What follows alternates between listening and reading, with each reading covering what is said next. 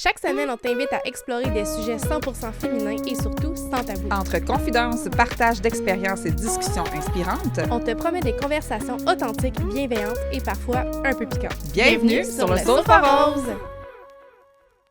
Bienvenue Anne-Marie sur le Sofa Rose! Merci de me recevoir, c'est super gentil. Ah oui! Je te présente donc Anne-Marie, mieux connue sous le nom de Poetry Panacée, fait beaucoup parler d'elle sur les médias sociaux grâce à son contenu féministe intersectionnel et ses réflexions profondes sur l'actualité. Étudiante au doctorat en philosophie, elle se distingue par sa façon intelligente et nuancée d'aborder des sujets parfois délicats avec autant de sagesse que de courage. Amoureuse des chats, passionnée par les mots et la justice sociale, elle utilise sa voix pour provoquer la réflexion, ouvrir le dialogue et parfois faire un peu bouger les lignes. Bienvenue! Wow, quelle belle description, j'aime ça! On peut te l'envoyer. Oui, c'est ça, tu peux l'utiliser dans ton CV. Oui, c'est ça, excellent! Hey, sérieusement, merci tellement d'être ici, d'être descendue de Québec quand même pour venir nous parler sur le Sofa Rose. Quand Catherine, parce que Catherine est plus TikTokeuse que moi, quand elle m'a montré ton profil, puis que je me suis mis à écouter des vidéos, là, c'était venu en moi, je dis « Oh my God! » On l'invite, tu sais. Ouais. Vraiment. Ton contenu, il est très inspirant. Ah ben écoute, je suis contente d'inspirer des femmes que je trouve aussi inspirantes. C'est comme une petite touche de plus dans ce temps-là. Oh, good! On a eu une pré-entrevue, puis tu disais dans le fond que le féminisme est un problème de marketing. Qu'est-ce que tu peux dire par là? Tu sais, comment est-ce qu'on pourrait mieux le vendre, mieux le comprendre aussi, peut-être? Oui, en fait, j'entends souvent, surtout en tant que femme qui parle de féminisme sur les réseaux sociaux, j'entends souvent des fausses conceptions du féminisme, comme quoi que, tu sais, c'est rendu tellement extrémiste que ça sert plus à rien parce que les femmes et les hommes ont les mêmes droits, donc maintenant, c'est juste des maudites chialeuses, finalement, que le féminisme, tu sais, c'est juste fait pour... les femmes qui sont extrêmes, qui sont aigries, qui sont mécontentes, c'est ça, c'est juste des maudites frustrées chialeuses, c'est ça.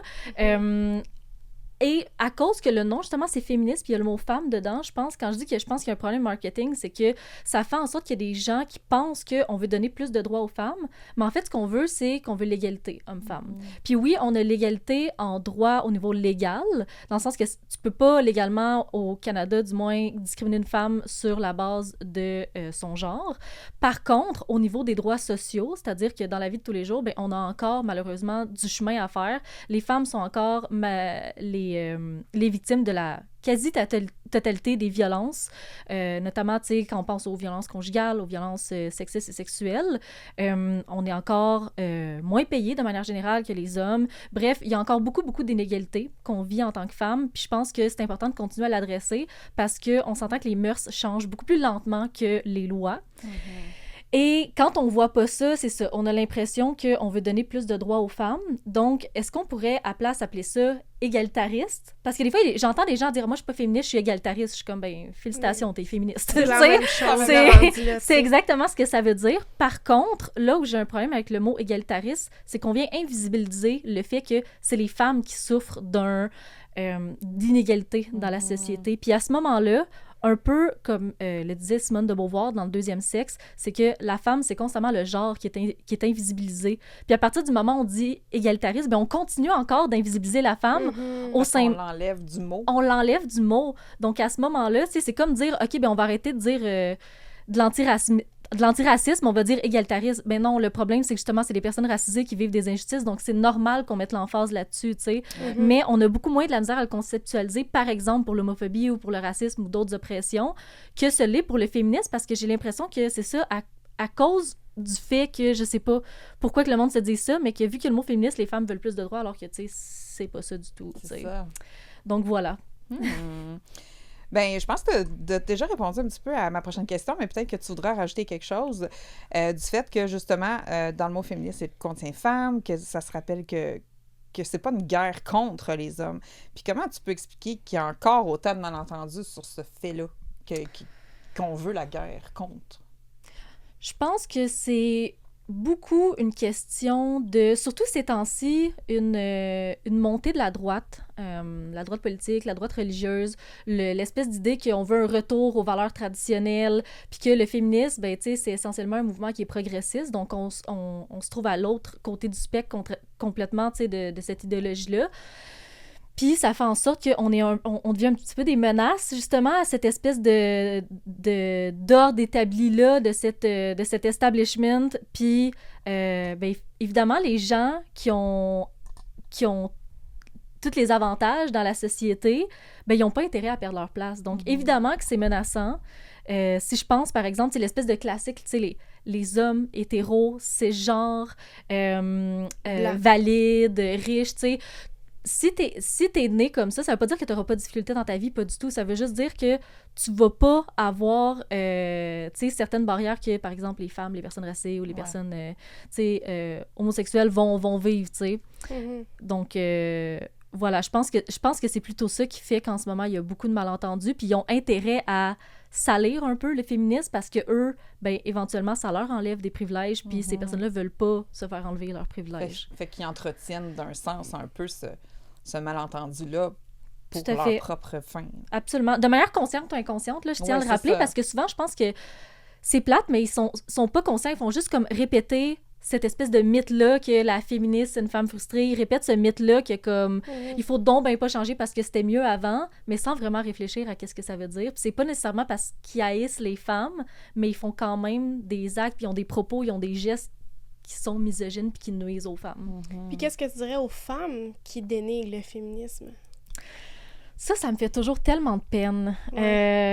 Tu sais, à la limite, les hommes, je suis comme, vous avez tout à gagner, tu sais, à garder vos privilèges, mais les femmes qui dénigrent le féminisme, c'est comme, vous tirez dans le pied tellement en ce moment, tu sais, dans le sens, la raison pour laquelle on est 3 femmes qui peuvent parler en ce moment d'un sujet que des gens qui vont nous écouter parce que notre parole a une valeur, le fait qu'on est dans ton studio en ce moment, tu sais, avec lequel tu peux gagner de l'argent, c'est grâce aux féministes, c'est grâce justement aux femmes qui se sont battues à ton propre compte en plus, let's go girl.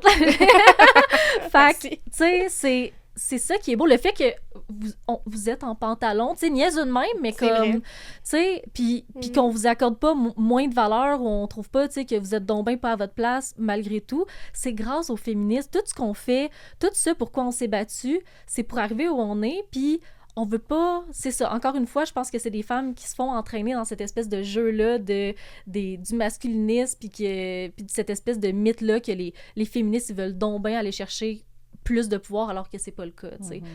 Parce qu'à partir du moment où t'en parles à des femmes qui ont ce discours-là, puis que, tu sais, t'as une discussion posée puis nuancée avec elles, je connais aucune femme qui reste dans cette posture-là de « Ah, non, moi, je suis pas féministe », tu sais. Je pense que c'est juste, faut qu'on éduque, faut qu'on sensibilise, faut qu'on en parle, puis qu'on déstigmatise justement ce mot-là. C'est justement, on est comme du côté... tu sais, bâchage de féminisme. Toi, tu nous as dit que tu as déjà reçu des menaces vraiment difficiles avec tout ce que tu abordes sur ton TikTok, tu sais, puis tes réseaux. Comment est-ce que tu fais pour, comme, get over it, tu sais, de sortir un peu de ça puis faire comme, hey, pour vrai? J'avais peur que ce soit difficile en commençant à faire du contenu, puis finalement... Parce que tu t'en doutais, j'imagine? Ouais, je m'en doutais. On sait que c'est un espèce de lieu assez sauvage et dangereux, les médias sociaux, surtout quand t'es une femme. Surtout quand t'es une femme qui parle de féminisme, honnêtement. Ouais. Mais je me rappelle que la personne contre qui ils sont fâchés... En fait, c'est même pas la personne, c'est contre les idées. Parce que moi, essentiellement, quand je suis sur les réseaux sociaux, je suis Poetry Panacée. Mais Anne-Marie Gagné, ils la connaissent pas. Ils savent pas je suis qui...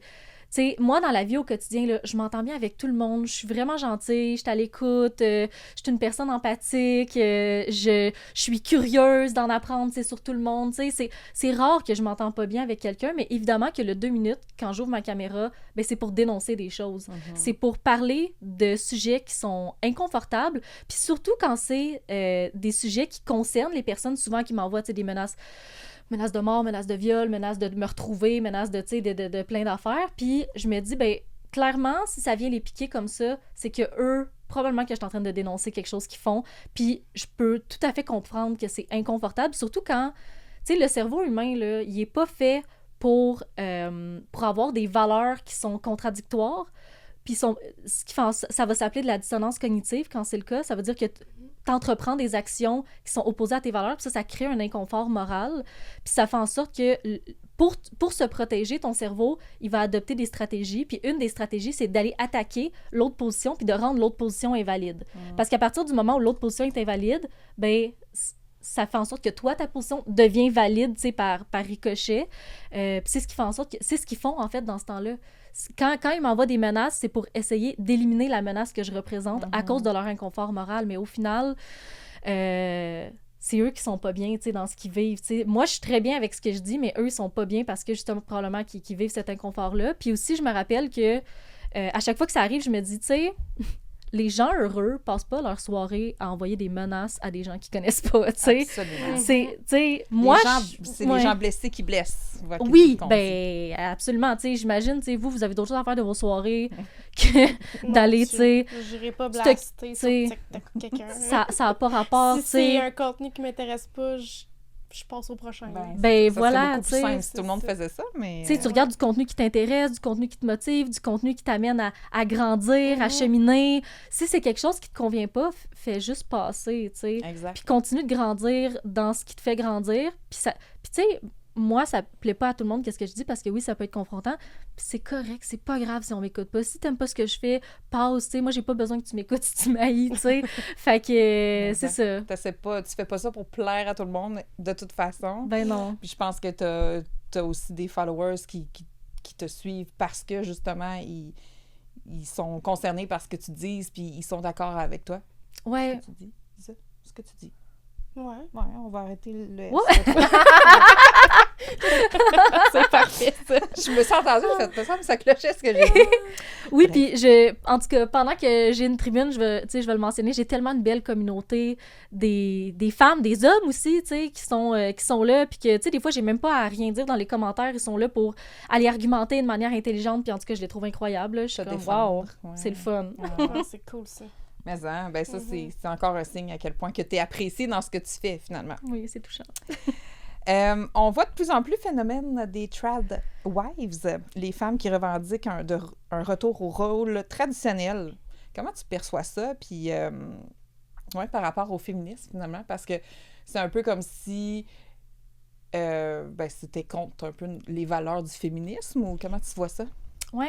Je vais commencer par faire une distinction qui, je pense, est hyper importante. La distinction entre maman à la maison et tradwives. Ouais. Toutes les tradwives sont des mamans à la maison, mais toutes les mamans à la maison ne sont pas des tradwives parce que quand tu es une tradwife, ça vient avec des valeurs, comme tu as dit, des valeurs conservatrices, des valeurs traditionnelles, des valeurs religieuses aussi. Souvent, ça rentre beaucoup là-dedans. Puis, fait que c'est ça. Faut pas tout mettre dans le même bateau. Puis, ce qu'ils vont revendiquer, ça va être le fait que la place des femmes, elle est à la maison. Puis ils vont entretenir cette espèce de mythe-là que les féministes sont contre les mamans à la maison, alors que c'est totalement faux. Je connais aucune féministe personnellement qui est contre les mamans à la maison. Moi non plus. Les féministes qu'on veut, c'est au contraire, c'est donner le choix aux femmes. Exact. Si tu veux rester à la maison pour élever tes enfants, moi, je trouve ça magnifique en tant que féministe. Je trouve ça beau, je trouve ça noble. C'est tellement... Tu sais, j'ai pas d'enfants, mais comme je peux témoigner que c'est une maudite job être maman, tu sais, puis ça vient avec tellement, tu sais, de responsabilité, mais aussi une belle valeur, tu sais, en tant que société que de vouloir, tu sais, prendre ce temps-là.